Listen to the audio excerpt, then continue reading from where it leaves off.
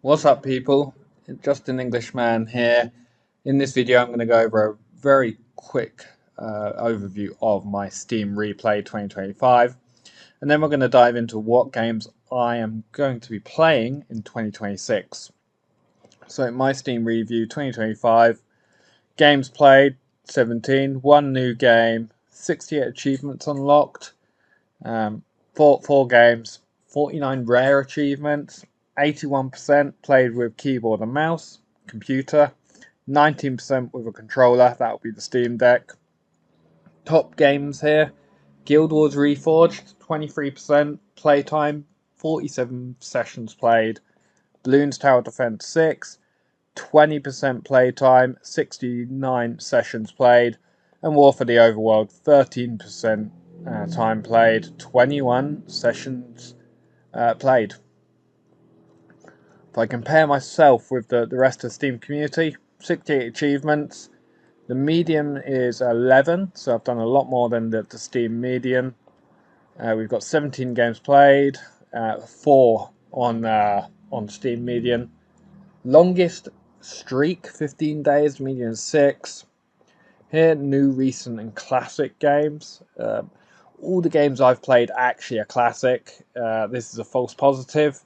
A bit like my 17 games played, to be honest. False positive, I've only played probably 4 games, maybe 5 games, but I've opened 17 games on Steam. But yet the new recent classic games, this is a false positive. All my games have pretty much been classic, 8 years or older. But things like Guild Wars Reforged is technically classed as a new game, which is why it comes up as a new release, and why some of my games that have been reforged or re-released come up as recent favourites as well. But every game I've played is a classic. I'm only going through the childhood nostalgic games at the moment before I get to more modern games. If we look at You Are What You Play, Tower Defense, yeah, Tower Defense with Bloons Tower Defense, of course. Dungeon crawlers and hack and slash, that will be my Baldur's Gate Dark Alliance, as we'll see. And then the strategy is everything that's a real-time strategy that I've been playing. By the numbers, badges earned 4, reviews written 3 for the 3 games that I've played through and made videos on, as well as video reviews. A 4th one coming soon, but 3 reviews written for the moment. If you scroll down, let's take a closer look at your top played games. So first up on the list is Guild Wars Reforged. Playing through this one at the moment. There's a few videos already released, but I'm going to be releasing many more videos on Guild Wars Reforged as I play through it. Now, of course, as I do, when I get to the end of that playthrough, I'll be doing a review video. So at the moment, 23% total playtime across October, November, and December. 13-day streak and 47 sessions played. Just for the people that don't know what Guild Wars Reforged is, Guild Wars Reforged is a modernized re-release, basically, of the original Guild Wars, which is an MMORPG, officially launched on December the 3rd, 2025. Is when the Reforged version was released, but it's been updated since the classic in 2005 with enhanced visuals, updates, audio, quality of life improvements, all while preserving the core gameplay. And of course, the main point for me: no subscription model, no subscription fee. You buy the game once, and then you can play it as much as you want. 3 campaigns in Guild Wars Reforged. Prophecies, Factions, and Nightfall, all bundled in together in this one package for anyone that is looking to play this. And then, of course, you've got a couple of add-ons, but the major add-on is Eye of the North, which I would highly recommend getting if you are looking to get Guild Wars Reforged. So that is Guild Wars Reforged. If we move on, we've got Bloons Tower Defense. Not much needs to be said about this one.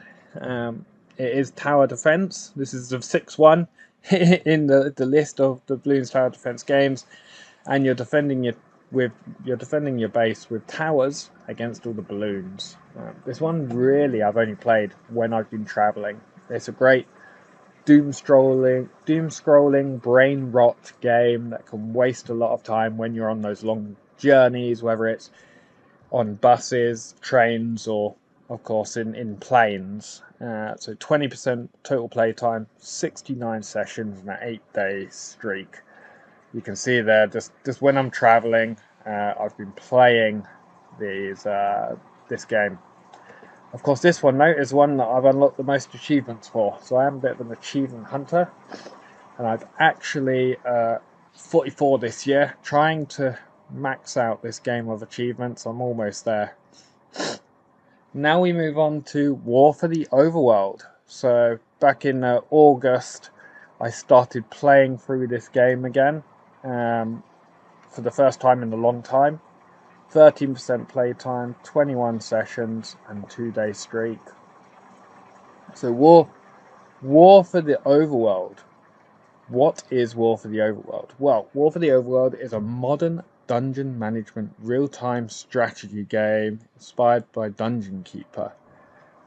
Players essentially act as an evil underlord, carving out their underground lair, managing creatures, setting traps, repelling the good doers, basically. All the good doers on the overworld, all the heroic invaders.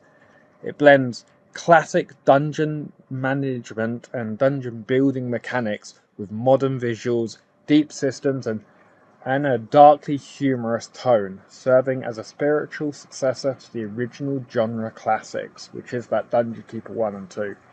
Dungeon Keeper 1 and 2, a staple of my childhood. This just follows on from that. Yeah. So that is War for the Overworld. 19 achievements unlocked this year. Again, almost maxed War for the Overworld on the achievements, but there are a few that I doubt I'll get because they are very, very difficult. And then Dungeon Keeper 2, we started playing this one. Just did a playthrough this one. 13% total playtime, 42 sessions played, and 7-day streak. So this is the precursor to the War for the Overworld. And then recently, just in November, before I really started to get into the Guild Wars, because Guild Wars Reforged had been announced, I did a playthrough of Star Wars Galactic Battlegrounds. 12% total playtime, 34 sessions, and 9-day streak. Only started this year. With this game as well, I do have, in a few days, maybe a week, I am releasing a review of this game as well. So although I've not reviewed it on Steam yet and released a review is coming down the line. So what is Star Wars Galactic Battlegrounds? Well, again, a real-time strategy game, this time with a Star Wars theme in the Star Wars universe, built on the same engine as Age of Empires 2.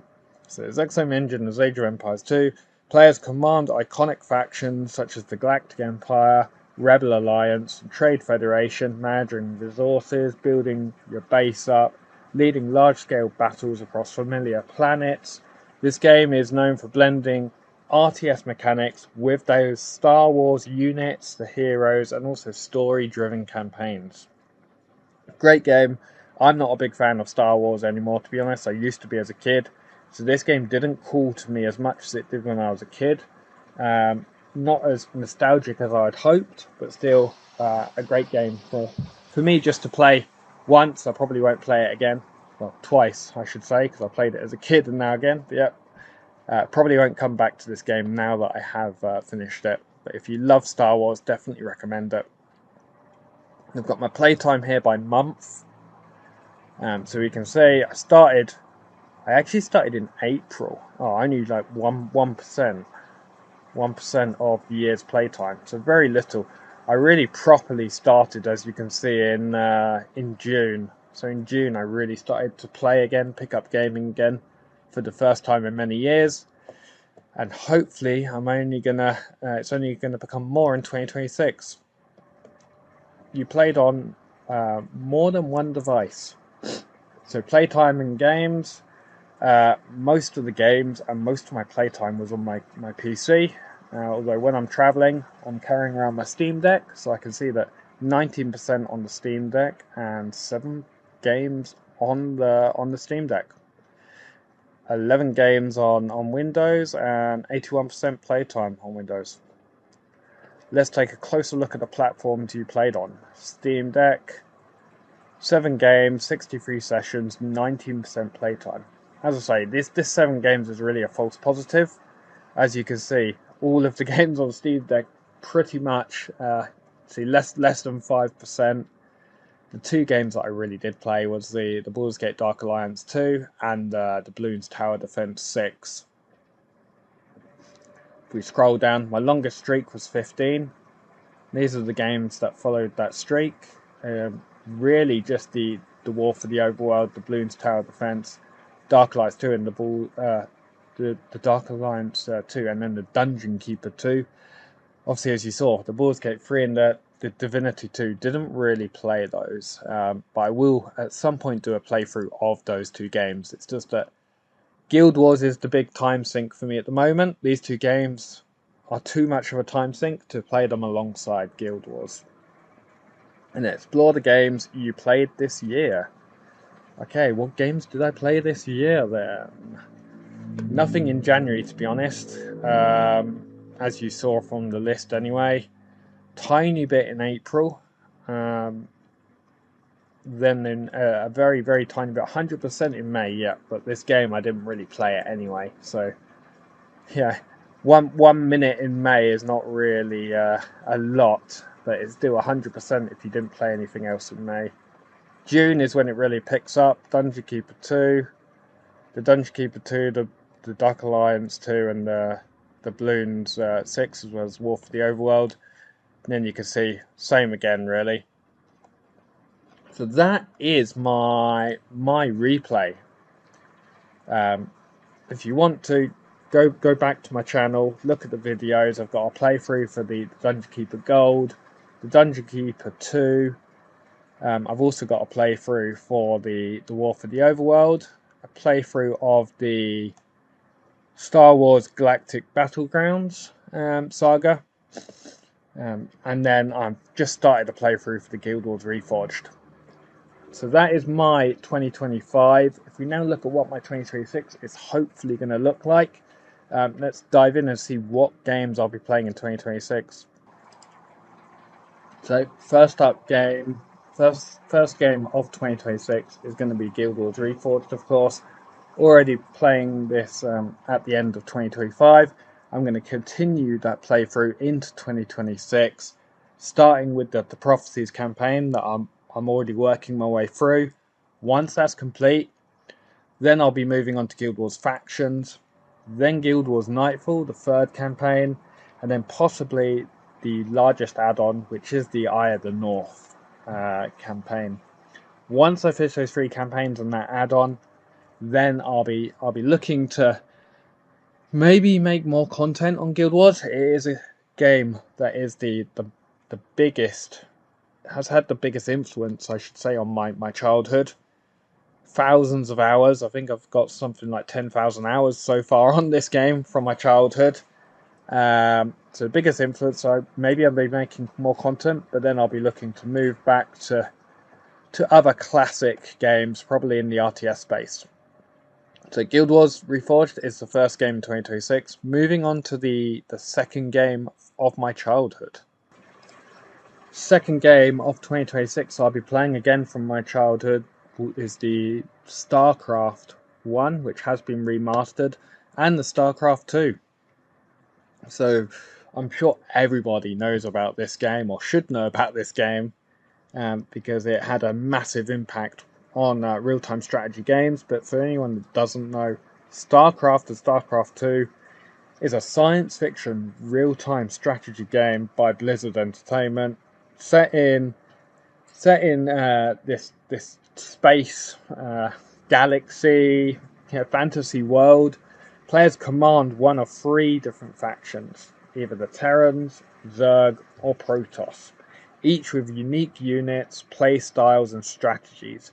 The game is renowned for its fast-paced, competitive gameplay, strong emphasis on skill and decision-making, and a cinematic campaign that concludes from a StarCraft 2 perspective, the long-running StarCraft saga.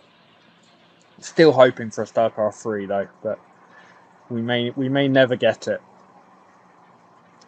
So that is the second and third game that I am hoping to play in 2026. If we now move on to the next games that I am hoping to play, is really a set of three. That is Warcraft Remastered, Warcraft 2 Remastered, and then Warcraft 3 Reforged. All games that I played in my childhood, haven't played them since, so I'll be very interested to see what the remastered and reforged versions do look like, and what that upgraded gameplay and updated graphics looks like. Again, another classic that has really built out and fleshed out real-time strategy games and made them maybe popular than they otherwise would have been. Again, by Blizzard Entertainment. It's a classic real-time strategy game set in a high fantasy world of Azeroth. Players command 4 factions in this game: humans, orcs, night elves, and undead. Again, building bases, managing resources, and leading armies into tactical battles. The game is best known for its hero-focused gameplay, deep single-player campaign, and cinematic storytelling, which laid the groundwork, of course, for the events of World of Warcraft. So that is the Warcraft games. If we go on to the next games that I'm looking at in 2026. Okay, so back in Steam now rather than the Blizzard launcher.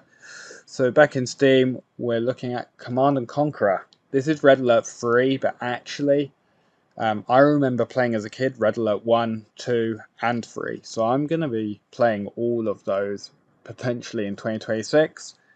One of the other classics of the real-time strategy genre, very, very popular for people that do like RTSs anyway. I would say that this had a massive impact on the genre as well. Actually, different from Warcraft and StarCraft though. Command & Conquer Red Alert is a fast-paced real-time strategy game. Again, set in an alternative history, Cold War, where time travel fractures the global timeline. Players choose between 3 factions: the Allies, the Soviets, and the Empire of the Rising Sun. Each with distinct units and exaggerated playstyles. The game is known for its over-the-top tone, cooperative campaign, live actions, cutscenes, and emphasis on naval warfare alongside classic base building and RTS mechanics. Great game from what I remember, but I really haven't played this one probably since it was released. And I'm sure 2008 isn't correct. I feel like it was released before then, but I might be wrong. It just feels like it was a lot longer ago than 2008. So that is Red Alert. Right, I think there's one more game that I may be able to squeeze into 2026, but we'll see. So let's move on to that one. So the last games that I may or may not be able to squeeze into 2026, because I've already got so many games that I want to play, is Age of Empires. The last very, very popular RTS that had a big space in my childhood, and of course had a very big effect on every other game in the genre. So Age of Empire, a classic RTS, a classic real-time strategy game focused on the rise of ancient civilizations. Players gather resources, build cities, advance through historical ages, and command armies based off of real-world cultures. The series is best known for its accessible gameplay, historical inspiration, and deep strategic depth that defines the foundation of modern RTS games. So I've got up here Age of Empires 3 Definitive Edition. I already own this one. but actually I'm probably looking at going back to Age of Empires 1, 2, playing through those games, then coming to number 3. I think number 3 is actually my favourite so far, although I haven't played Age of Empires 4 since its release. Although I might not get time to do that until 2027. We'll see if I can squeeze it in on my busy schedule. But yeah, very looking forward to eventually playing Age of Empires 4. The graphics do look amazing. So that is my list of games that I want to play in 2026. The games that I did play in 2025. Let me know what you did play in 2025 in the comments, and also let me know what you're planning to play in 2026. Is there something that I should be prioritizing over these, you think? Of course, all these are from my childhood, so they mean a lot more to me than they may mean to other people. But what games are from your childhood? What games are meaningful to you, and what games are you planning to play in 2026? Let me know. And of course, stay tuned, and I look forward to hearing from you in future videos. Thanks for watching. Bye for now.